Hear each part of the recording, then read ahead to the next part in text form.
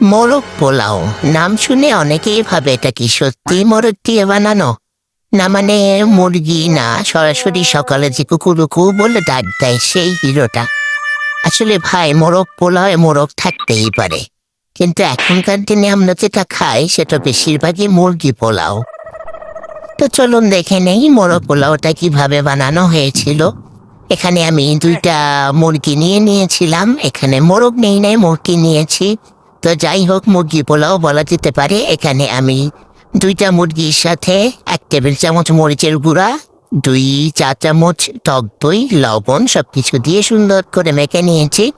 তারপর মুরগিগুলোকে সুন্দর করে তেলে ভেজে নিতে হবে, যেহেতু আমরা এটাকে একটু ভিআইপি ট্রিটমেন্ট দিলাম টক দই দিয়ে সবকিছু দিয়ে মেখে। তো এটার স্বাদটা একটু বেশি হবে।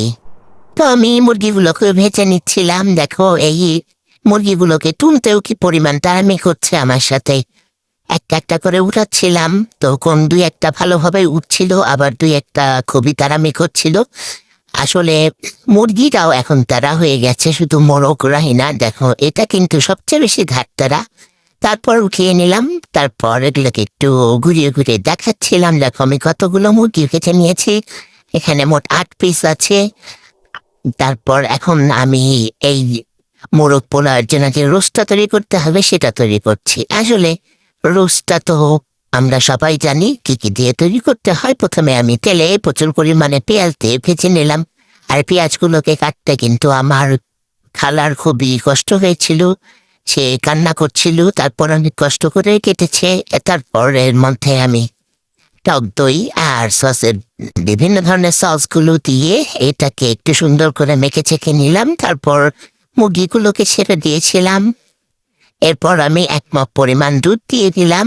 আসলে বললাম না যেটাকে একটু ভিআইপি ট্রিট দেওয়া হচ্ছে, আসলে রাজকীয় স্বাদ যেটাকে বলে সেটার জন্যই, শাহী ফ্লেভার যেটাকে বলে, সেইভাবেই করা হচ্ছে। তো মোরগ পোলাওটা, এই তো আমার রোস্টটা কিন্তু হয়ে গেছে। দেখো, একটা আমি লম্বা পাত্রে নিয়ে নিয়েছি যেন দেখা যায় আমি কতগুলো রোস্ট করেছি।